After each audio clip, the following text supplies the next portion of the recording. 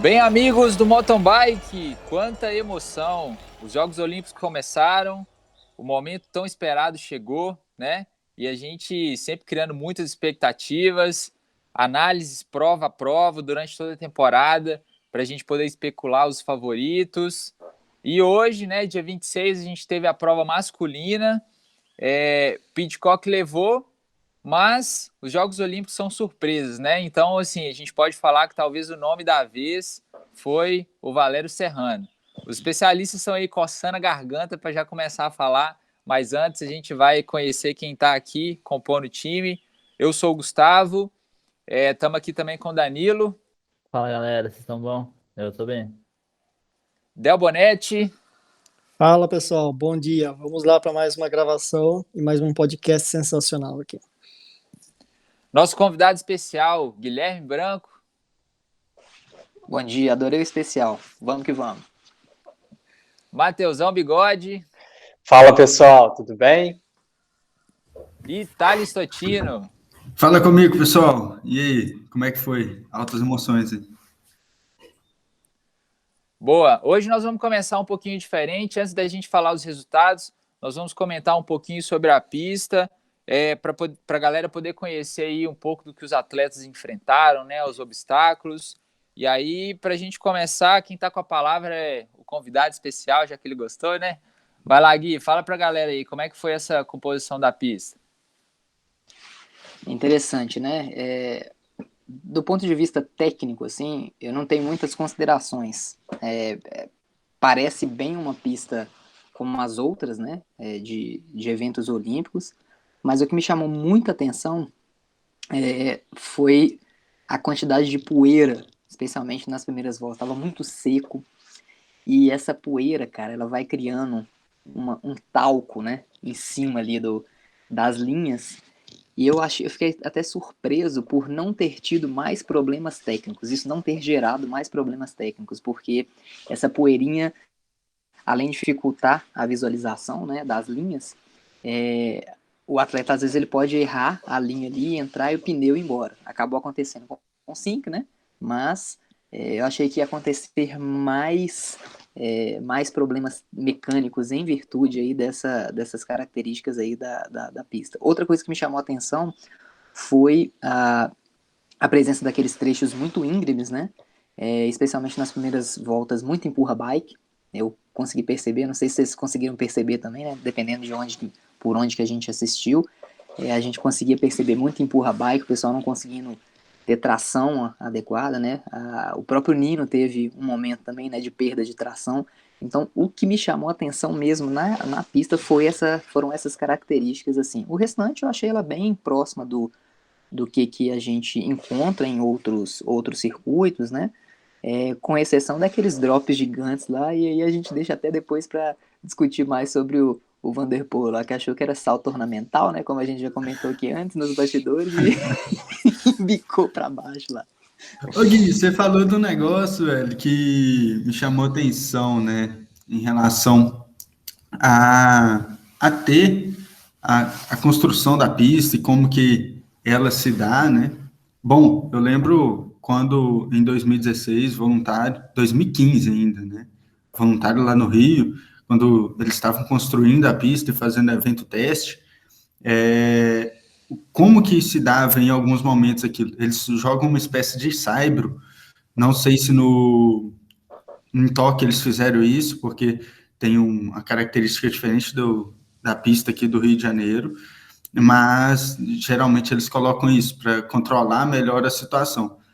Bom, mas quem quiser saber um pouquinho, tem um vídeo do Gutierrez, o Sérgio, e o Valério Serrano, que foi top 3 hoje, pedalando lá no evento teste em 2019. Vale a pena dar uma conferida no YouTube. Cara, eu concordo com o que vocês falaram. E é uma pista que parecia o terreno bem solto por causa da poeira e não só limitava às vezes a visão ou podia perder a roda numa aterrissagem, mas escondia bastante o cascalho também. Então, às vezes o atleta achava que ia dar tração na bike, perdia, e aí desclipava e segurava um monte de gente lá para trás. Então, como o Gui já colocou aí, eu também observei bastante disso. E aí eu observei também o Nino, né? Quase o tombo que ele levou ali, que foi uma salvada monstra, né? O Nino, eu até brinquei no grupo, ele conseguiu achar uma pedra no campo de futebol, né? Não tinha Foi. nada no chão. Mas é Mas interessante olhar para a pista olímpica, porque, como muito bem levantado pelo Thales, eles jogam cascalho no chão, eles realmente trabalham a pista, diferente de uma pista, provavelmente de Copa do Mundo, que é algo mais natural. É uma pista que realmente foi feita à mão. O terreno não era necessariamente daquela forma. E uma coisa que destaca para mim é que numa pista de 11 minutos, você passa por pelo menos talvez 3 tipos de chão diferentes. Quando você entra na mata, uma terra mais escura. Em alguns momentos, uma terra mais vermelha. Em outros momentos, onde tem pedra, já tem grama no chão. Então, é uma pista que provavelmente para o atleta tenha uma percepção um pouco diferente das pistas de Copa do Mundo e das pistas que estão mais acostumados a correr. Lembrou muito, eu lembro até hoje, em 94, 93, 94, teve um mountain bike indoor no Ibirapuera, em São Paulo. E era um circuito muito travado. Eu lembro que eu cheguei a competir lá, né, na época do Campeonato Paulista, brasileiro, era diferente o método, né, de disputa e tal. E lembrou muito nessa questão do empurra bike, da uma pista ali ao mesmo tempo, parece que ela é rolada, mas ao mesmo tempo parece que ela é travada, e você observava a força dos atletas para subir, e onde que foi o Flückiger, e eu estava achando que ele ia chegar no Pidcock, e aquele final ele colocou o pé no chão ali, e abraço. E você via como estava ali, dava a impressão que era o cascalho mesmo, né, onde que ele estava empurrando. Então, em uma pista nesse sentido, possibilita um estresse, uma mudança, um impacto muito grande em concentração e foco do atleta ali. Um erro que ele dá, ele perde muito tempo ali dentro ali. Boa, a galera já conseguiu ver então que foi bem desafiador para os atletas, né? E aí a gente chegou com nomes aí que a gente já esperava no pódio, né? Mas também tivemos algumas surpresas durante a prova, algumas pessoas que nem conseguiram completar, né? Como eles já deram spoiler aí do salto ornamental. Então vamos aos resultados aí, Danilão. Puxa pra gente aí, quem foi o... Vamos falar o top 10, né? E aí a gente fala dos brasileiros também. Vai lá. Vamos ver se eu vou acertar todos os nomes do top 10, né? Qualquer coisa Bom, eu te ajudo, cara. ó, não vai dar certo. Bom, primeiro colocado, então, a gente teve o Pidcock. Ele já foi para a prova como favorito, né? Acho que a gente pode depois destacar sobre isso. Mas fez uma prova incrível. Segundo colocado, o Matthias Flukiger. Pessoalmente, era a minha aposta. Em terceiro colocado, Valero Serrano. Pô, incrível. Seguido do Nino. Aí em quinto colocado, o Vitor Koretsky. Sexto, Anton Cooper. Sétimo colocado, Daskalu. Oitavo, Alan Hatterley. Nono, Jordan Sarru. E em décimo, Milan Vader.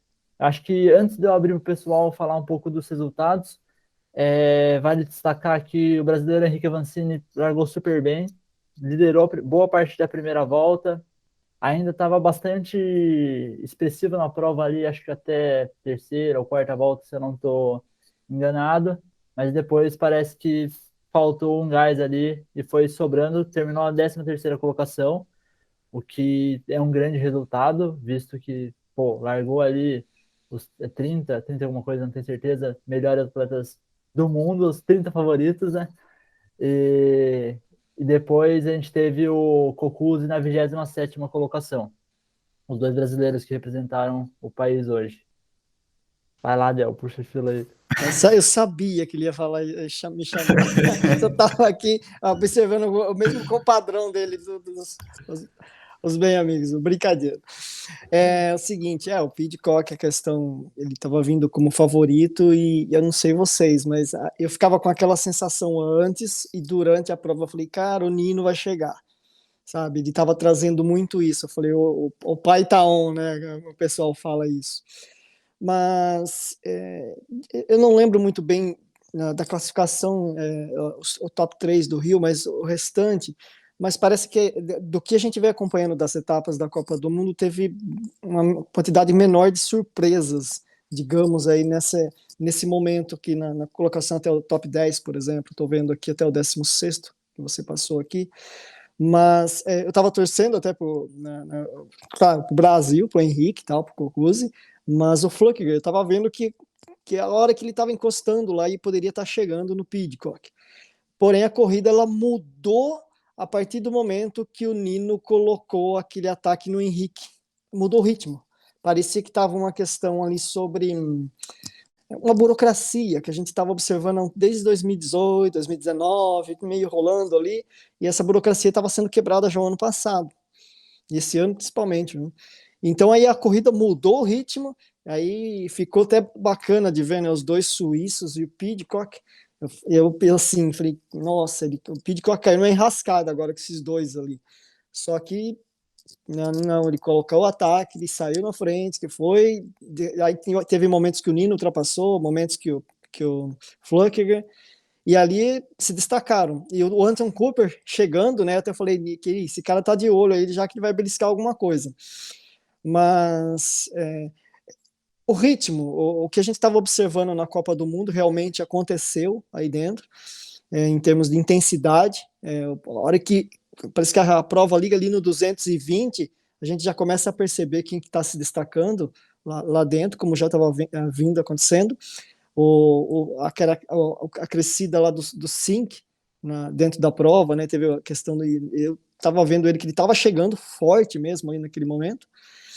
E do restante, assim, a prova do Henrique, ele colocou aquele ritmo, né, na parte da primeira volta e tal, depois ele teve um resultado excelente, né, nesse sentido. Porém, até a gente estava discutindo um pouco a questão se foi válido ou não essa não ida dele para disputar a Copa do Mundo e tal, mas, assim, teoricamente não foi surpresa, né, os resultados, assim, o Valeiro, esse aí, se tiver que ser apostado na casa de aposta, aí tava milionário essas horas. Mas do restante, e mesmo assim o Nino, eu ainda destaco o Nino pelo quarto lugar, que ela resistiu ali dentro ali, e teve momentos que eu falei, acho que vai, mas não deu. Mas parabéns pro Pidcock. Para levantar uma coisa que você disse aí, isso foi diferente, né? Pessoas que estavam lá em 2016. Lembrando, a gente teve um atípico, né? 5 anos ao invés de 4 de diferença. Verdade. Mas que eu me lembro do top 10, batendo o olho aqui, comparando top 10 lá, eu lembro apenas de 2 nomes que eu vi lá já em 2016. Que é o Flückiger e o Schutter. O resto do top 10 aqui é tudo novo. Tudo novo. Então a gente está passando por uma geração nova. Então, se a gente sair do top 10, aí a gente vai ver o Avancini, a gente vai ver outras pessoas que sim, já estavam nas Olimpíadas de 2016, mas no top 10 é tudo novo. É interessante ver essa novidade. Pegando um pouco o gancho aí no que o Thales está falando sobre essa renovação, né, que a gente está vendo aí dos top 10 aí, eu gostaria de salientar que as minhas apostas, além do Pidcock, evidentemente, né, estavam aí no Flückiger, e eu também achava que o Sink ia beliscar alguma coisa, como de fato aconteceu. Eu não sei se vocês estão com isso bem claro na cabeça, mas teve um momento em que aquele pelotão de perseguição ele deu uma segurada. E aí todo mundo ficou, especialmente na hora que passou na largada ali, né, na chegada no caso, para completou a volta, eles ficaram se observando, e o Sink aproveitou e foi, né? E foi na hora que logo depois ele teve o pneu furado, né? Eu falei, cara, o Sink vai. E o Sink ele vem, né, numa crescente e com consistência, né? Mas eu queria salientar ainda um outro nome falando sobre a renovação, que é do Hattersley, lá da África do Sul. Ele tem sido muito consistente, gente. Eu não sei o que vocês têm, qual que tem sido a percepção de vocês a respeito disso, mas eu fiquei observando ele durante toda a prova, além das provas, né, do Campeonato Mundial, mas na prova de hoje eu fiquei observando, ele ficou ali sétimo, oitavo, então se mantendo consistente o tempo todo. Eu penso que é um nome que a gente vai ver um pouco mais aí pra frente, né? Então, eu acho que tem algumas carinhas novas, não tão novas, né? Mas que tem muita perspectiva aí pra frente. E o Pidcock é fenômeno, né, gente? Fenômeno. Todo mundo fica falando aí do Van Der Poel, eu vou até lançar a polêmica aqui, fica falando que o Van Der Poel é o fenômeno, eu acho que ele é o fenômeno, o Pidcock. Né? Aquele chassi de grilo dele, magro pra caramba. E assim, cara, que monstrinho, hein? Além de pedalar, colocando ritmo intenso o tempo todo, ele conseguiu usar os trechos da pista em que ele que não eram tão perigosos, vamos dizer assim. Ele botava a marreta pra moer e ganhava, tanto é que ele depois conseguiu, sei lá, foram quase 30 segundos, né, à frente do Flukinger no final, mas estava ali, tipo, 10, 12, e de repente ele vai dando a marretada, e mesmo estando na frente, continua marretando. É legal que o Guilherme destacou, ele brincou essa coisa do Van Der Poel e o Pidcock, que quem realmente é o talento aí, né? E fica aquela pergunta, o Van Der Poel largou super bem, na primeira volta teve uma super queda, parece que tinha um drop grande, ele postou no Twitter agora há pouco que nos treinos tinha uma ponte abaixo do drop, e você não usava a puxada para você matar o drop. E daí, no treino de ontem, tiraram a ponte, e parece que ele não foi treinar desde ontem na pista, ele só treinou anterior a isso. E ele não sabia, foi para matar, bom, levou um super rola, deve ter doído bastante, e teve que abandonar a prova. Mas o ponto se ele tivesse na prova, dando aqueles ataques repetidos dele, típicos, será que o Pidcock ia sobrar a perna para ele abrir 30 segundos do resto? O que será que ia acontecer nessa prova? Pode falar, Matheus. Eu acho que ia dar uma briga boa, tá? Até porque como o Guilherme já destacou aí, o chassi de grilo do Pidcock, naquelas subidinhas ali, o homem estava subindo demais, tá? E vai muito contra meio que uma ideia cultural que o pessoal tem de que força está muito relacionada a ter grandes volumes de massa muscular. Pelo contrário. E principalmente no mountain bike, que é um esporte que você tem que transportar o seu peso, né? E aí entra na questão de usar muito bem o que você já tem de músculo ali. Então vai mais para o viés neuromuscular do que por esse viés mais, digamos que estrutural, né, para ganhar força. E sem dúvida, sprints, ataques eficazes que largavam realmente o pessoal para trás, muito veloz. Então gostei bastante de assistir essa prova hoje e acredito que se o Van Der Poel tivesse mais na frente ali, sem o tombinho, ia ser uma disputa bem legal e acho que ia ser tiro para todo lado. Sim, também concordo, mas eu fiquei com a impressão que o tipo de circuito estava favorecendo bem o Pidcock nesse possível duelo com o Mathieu Van Der Poel. O Guilherme puxou o assunto da questão do Pidcock, né, chassi de grilo. É interessante, eu lembrei de um aspecto histórico aqui, a mudança de paradigma dentro do esporte em termos de intensidade, de disputa.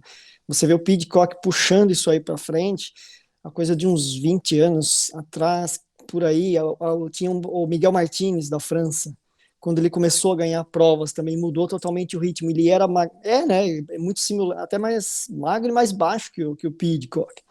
Então, começamos a brincadeira à parte, né? Os magrinhos estão quebrando paradigmas no mountain bike aí, na intensidade ali.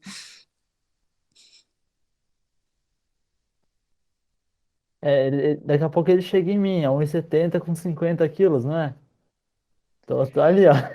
E uma coisa que eu reparei do Pidcock, eu não sei se teve algum erro na hora de pegar a garrafinha lá no apoio, mas eu acho que ele correu uma volta, pelo menos foi uma que eu percebi, sem garrafinha. Não sei se tem a ver com o peso ou se foi algum erro no apoio, né? Mas ele estava sem garrafinha. Vai ver, né? Não tem mais onde perder peso, para que eu vou carregar minha garrafinha? Toma um golinho ali, deixa ela no apoio e vai embora. Para destacar. Primeiro é o Sink, talvez quem não assistiu a prova ficou meio perdido. Ele estava ali no top 5. Acho que a chance ele tinha grandes chances de conseguir o bronze ali, porque ele escapou da fuga, estava indo ali em direção a fechar na terceira colocação e teve o pneu deslocou e foi forçado a abandonar a prova. E a outra coisa é que os espanhóis são os melhores do mundo em fazer ciclo plurianual, né? Primeiro no Rio, o Coloma, sem resultados super expressivos na Copa do Mundo, chega e faz bronze. E esse ano o Valério Serrano, sem um top 15 em Copa do Mundo, eu acho que, me arrisco a dizer que nos últimos 2 anos, 2018 ele andou bem, acho. Mas nos últimos 2 anos, sem aparecer muito, vem e faz bronze na Olimpíada. Então, eles acertam a mão mesmo. E a prova do Colombo e do Valeiro parecidas, hein? Lembrar disso. A do Valeiro foi um pouco mais de recuperação. A do Colombo, ela foi uma prova mais consistente em si. Ele ficou ali no quarto, quinto, terceiro, bastante tempo. Mas a do Valeiro, mais recuperação. Sim, isso é muito louco. O Valeiro, na primeira volta, segunda volta, passou em 21. Aí, isso eu só vi depois da prova, né? Porque eu não tava prestando atenção nele. Ele, na segunda parte da quinta volta, foi um total de 7 voltas, ele começou a aparecer ali em sexto. Então, realmente, ele apareceu do nada na prova. Falou, não, você fica pra trás aí, que aí é meu. Tem um nome aqui que eu tô vendo aqui no top 16, no print que mandaram aqui. Agora que eu tô reparando, agora eu tô surpreso. 11º colocado, aquele russo, Sintsov, lá, só mostra ele treinando na neve, ele fazendo umas loucuras, até em cima do urso, não, é brincadeira. Mas olha, 11º, fazia tempo que eu não via o nome dele em lista de provas, de posicionamento, assim, não observava. Olha, se eu for falar assim do top aqui, 16 aqui que eu tô com seu nome mais surpresa, acho que até que o Valeiro. Eu concordo com você, cara. Também achei assim, até uma zebra, né? Pois é. Bati o olho lá e falei, cara, esse cara tá aqui, não tô acreditando. Ô Gui, você tinha comentado do Sink, aí o Danilão puxou depois, mas eu já ia te alertar que o Danilão é irmão do Sink, fraga? Então, a gente consegue ter essas informações mais próximas, assim, do que aconteceu ali na prova. Aí você viu que ele já puxou, já trouxe ali os bastidores do que rolou de fato. Então, eles tiveram essa conversa ali no final e conseguiu esclarecer pra gente, entendeu? Bacana, informações privilegiadas aí dos bastidores. É isso aí, galera. Mais alguma coisa legal que é interessante trazer aqui pra galera? Tá, eu vou falar um pouco do tombo, né, do Mathieu Van Der Poel. A questão, lógico, ele se machucou até depois, ele estava, né, no ponto de apoio lá, com a mão nas costas e tal, mas um tipo de estresse como esse que o atleta passa numa prova, uma prova tão intensa em termos do circuito, a perda da concentração ali naquele momento que a gente chama de estresse abrupto, para ele se reconectar à prova ali dentro, fica muito, mesmo que ele se não tivesse com dor nas costas, é muito impactante, ele perde demais a questão da concentração, do foco ali dentro, e como se fosse ali num espaço ali de 1h20, 1h25, 1h30, ele lidar com um estresse pós-traumático na parte comportamental ali dentro. Então, não além do próprio circuito ser esse evento estressor, ele ficou com mais essa ainda. Se você teve umas etapas atrás aqui da Copa do Mundo, não sei se foi a última ou penúltima, com o Pidcock teve alguns tombos dentro do circuito e ele demorou para reagir, porque foram tombos muito fortes. Não necessariamente que machucou, assim, mas como estava esse tipo de circuito ali da Olimpíada, que um sobe e desce de intensidade de estresse muito alto, mais essa ainda, você percebia na fisionomia dele que tava aquela fisionomia, ó, vou desistir que não dá, sabe? Mais ou menos isso. Não necessariamente mas fiquei com muita essa sensação com o Mathieu Van Der Poel ali depois do tombo, assim. Bom, eu queria levantar um detalhe em relação a Mathieu, que a publicação dele falando, pô, tinha uma rampa ali e não tem mais. Bom, isso eu acho que ele errou, pecou. A gente sabe que na preparação de uma prova como essa, a gente deve olhar para a pista com uma cautela, tentar prever danos a equipamento, prever dano muscular, tá ali, não vou treinar 24 horas na pista, não tem necessidade, mas fazer um reconhecimento, até mesmo porque a pista muda de um dia para o outro, porque os atletas vão andando, porque condição climática muda, e aí ele não ter pedalado na pista, nem uma voltinha de reconhecimento para passar lá, sem só ver, olhar aquilo ali, a pista. Às vezes não precisava dropar todos os saltos para evitar um possível tombo, mas seria interessante ele observar aquilo. Fez uma grande falta na prova, com certeza. A intensidade que ele coloca é diferente, mas boa parte culpa dele. Na hora que eu vi o salto, assim, eu não cheguei a ver ao vivo, mas na hora que eu vi o salto, eu vi que ele foi realmente confiando. Eu achei estranho, porque naquele salto era muito fácil da pessoa que estava consciente daquilo era jogar mais à frente da bike. Ele foi muito matando, igual o Danilo disse em relação a isso, deixando a frente descer para ele. E deixou, bateu, foi de ponta.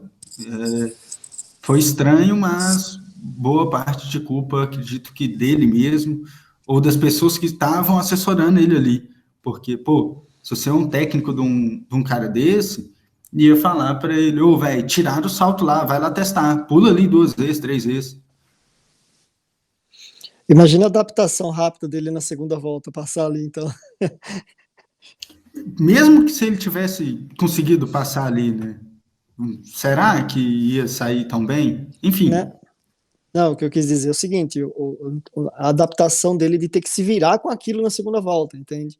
Então, ele passou por aquele estresse e volta ali novamente. Lógico, ele tem habilidade para isso e tal, mas quanto que, assim, metade da energia dele, entre aspas, foi no tombo lá, não adianta. Eu achei bizarro também, viu? A maneira como ele entrou no drop. Porque depois, passando inclusive o replay, né? Ele em câmera lenta, ele realmente embica. Então, ele, depois que a gente viu as informações do Twitter aí, que a gente consegue entender por que ele entrou daquele jeito. Eu achei que tinha sido um erro crasso, assim, dele. Mas pensa bem, um atleta do nível dele cometeu um erro tão básico, eu fiquei embasbacado também. Mas depois eu consegui entender. Mas é aquela história, né?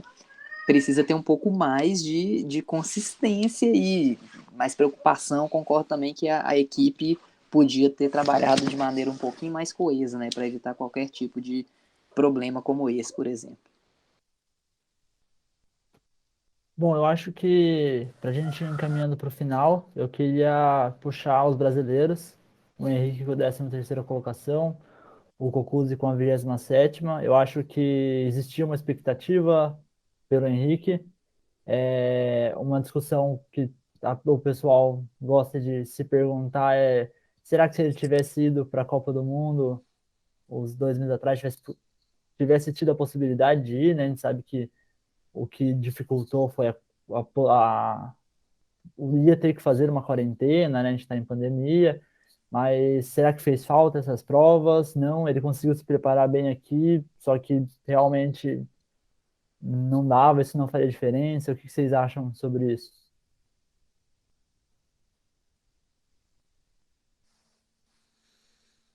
Bom, número não mente, vamos colocar assim.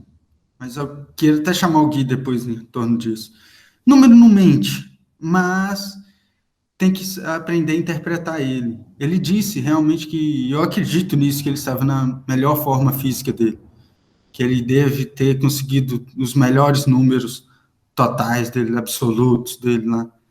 Só que isso faz talvez diferença quando você coloca um contexto, sabe? Eu vejo isso muito quando eu vou atuar com relação ao bike fit. Você está lá com o número, mas não resolve. Então, eu quero alguma coisa que resolve. O número absoluto às vezes não resolve. Tem os fatores que o DEL trabalha, o psicológico, tem os fatores da fisiologia, da adaptação, do ritmo de prova. Então, bom, eu acho que em relação apenas a números, ele não conseguiu entregar aquilo que ele vinha dizendo. Uma questão importante, assim, em qualquer cenário profissional, esporte, mesmo fora do esporte, empresas, isso eu aprendi muito.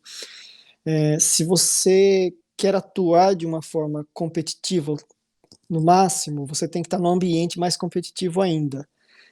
Quanto mais competitivo, mais concorrência você tiver do seu lado, mais a maior probabilidade de você evoluir. Isso é uma questão, esfera de comportamento. Quanto mais você se afasta disso, por mais que você tenha os seus parâmetros, mais você perde referências. Não estou falando que foi erro nesse sentido tal. É uma questão que eu falo de competitividade. Onde tem competitividade, se você quiser evoluir em qualquer área da vida, você precisa disso. No caso, ele trouxe essa questão da logística, da questão da pandemia e tal. Ele fez todo um trabalho já, se eu não me engano, até um circuito similar, alguma coisa assim ele tinha, né, construiu alguma coisa assim no Rio, né, um ambiente propício a isso, mas a mudança no esporte esse ano foi muito impactante, com o Pidcock ali chegando, mexeu com todos. E aí o Hartley, né, que o Guilherme citou aí, é um cara novo e já com essa consistência. Então pode ser que ainda esse ano, o ano que vem, ele já comece a brigar ali na ponta, né, nessa batida. E é um outro ritmo.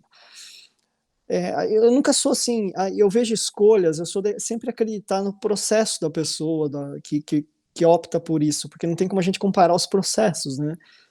Mas a não ser que às vezes a gente colocou uma expectativa demais perante o que está acontecendo hoje no esporte, né, em termos de intensidade. Então, assim, são escolhas, até se for ver 13º, excelente posição nesse sentido. Agora vai ter que se virar para andar lá na frente novamente. Vai ser outro ritmo, outra tocada, outra adaptação, mas não vejo certo, não vejo errado, são escolhas, e a gente, como a gente estava falando agora há pouco do Cint Solvers, nem sabe o que ele fez, só via foto dele lá na neve, lá, e de repente ele chega naquele pó, naquela poeira lá, então muitas variáveis que o atleta não tem controle. O mountain bike é um dos esportes mais complexos nesse sentido. Eu estava falando, se der uma chuva no dia de hoje para a prova feminina, amanhã é outro tipo de prova, elas treinaram, pode ser que daí até volte aquela grade, né, onde o Mathieu Van Der Poel caiu, coloquem de volta, entende? Então, controlar tudo isso é bem difícil.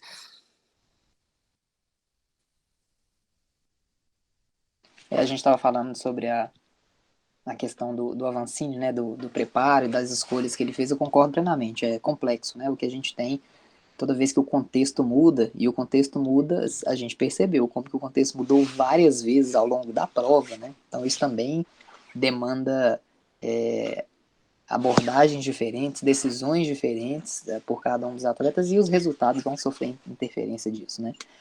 Mas o que me chamou mais atenção em relação ao Avancini, a gente já tinha discutido isso aqui, não resta nenhuma dúvida que ele é o maior atleta de mountain bike brasileiro dos últimos tempos, né? Tem assim, eu tiro o chapéu, jaqueta, tudo para ele, né? De modo que, em reverência, realmente ele é um atleta bem diferenciado, que busca a construção progressiva e contínua, né, da sua performance, abordando vários aspectos. Então é um cara assim, bem diferenciado, mas a gente conseguiu perceber o tanto que fez diferença ele não ter participado das provas, né, que impõe um ritmo diferente, que tem uma série de outros aspectos aí que, por mais que ele esteja com os números bons, como o Thales falou, né, os números estavam ótimos, mas o contexto é outro. Então, essa questão de estar inserido no contexto, estar vivenciando isso, eu acho que fez uma grande diferença, né? Eu confesso que eu esperava, caso ele tivesse definitivamente participado, né, de maneira mais homogênea das provas de nível internacional, eu esperava um resultado um pouco melhor, né? Mas a gente viu exatamente o que imaginávamos, né? Perda de ritmo, e isso interferiria no que aconteceu. Mas sem dúvida um resultado sensacional. Sensacional mesmo. E complementando também, colocar mais uma especulação aqui, eu acredito que foi uma grande aposta que ele fez, porque são muitos fatores que vão influenciar nessa entrega de performance dele, tanto do viés comportamental, emocional, de criar ritmo de prova, de saber lidar com competitividade, com o estímulo de outros atletas ali, mas também garantir essa progressão, essa continuidade dentro do treinamento dele. Garantir que o treinamento seja mantido de forma consistente, porque se ele tem que viajar, aí vai lá, tem que se adaptar, às vezes não pode treinar, tem que ficar de quarentena, treina no rolo, não sei o que, talvez isso quebre, talvez a continuidade dele, talvez para a prova, no caso hoje, ou talvez a longo prazo, para as próximas provas, para os próximos objetivos que ele tiver também. Então, talvez ele tenha deixado de lado desenvolver essa questão comportamental, continuar estimulando isso, da competitividade dele, para tentar manter essa consistência. E aí chega na prova, tenta entregar o que foi construído ali naquele período, né? Então, concordo com vocês e acho que foi uma grande aposta aí também. Mas que foi, ainda assim, uma grande performance. Sim, ele entregou durante boa parte ali aquilo que ele fazia nos anos que ele conseguiu um desempenho bom, em 2019. Ele foi lá para a ponta, rapidinho deu um jeito de encontrar o caminho dele, de ir lá para a ponta, tentar dominar a prova durante um tempo, e não deu certo. Simples, tem que aprender com aquilo que acontece e bola para frente. O Gui resumiu muito bem que ele fez, o Matheus também deu uma aposta de que aquilo ali é controlar um processo e tal, só que tem várias coisas em torno do processo, que não é só treino. Então, tá ali durante, para esse tipo de resultado, talvez fez diferença. E que e também não é só o seu processo, né? Tem a sua entrega, mas também tem a entrega de um Pidcock da vida, que o cara chega na subida e acelera igual uma moto. E aí, você vai fazer o quê? Só que isso a gente não Não, eu controla, né, velho? treinei, vou acelerar aqui. Mas às vezes a aceleração não chega nem perto, entende? Tem o seu processo que você controla e tem uns malucos desse aí, uns alienígenas. Boa. Mas a gente quer deixar aqui também, né, nossos parabéns para o Cocuzzi, nossos parabéns para o Avancini, que igual a gente destacou aqui inicialmente no episódio, quem está lá nas Olimpíadas são os melhores do mundo, né? Então ali a gente teve 38 favoritos e acabou que o contexto ali gerou, né, o top 3, né, o pódio lá, mas parabéns aí para os brasileiros. E aí é isso, pessoal, essa foi a nossa análise. Amanhã tem prova feminina, a gente vai estar aqui de novo, fazendo análise, comentários. Especialistas aí já estão ansiosos, né? Pela madrugada, 3 horas da manhã aqui no Brasil. Será que dá Luana? Vamos ver, né? Vamos ver aí quem que vai ser o pódio feminino. Mas é isso. E aí fica aquela questão também, né? Vamos torcer para chover ou vamos torcer para não chover? Vamos ver uma prova diferente ou vamos ver aí mais ou menos o mesmo contexto? Vamos ver o que o clima, o que o mundo aí reserva de surpresa aí pra gente. Fechou então, pessoal? É isso. Amanhã a gente se vê aqui então com o comentário feminino e vem de roda. O podcast mais serelepe do ciclismo brasileiro.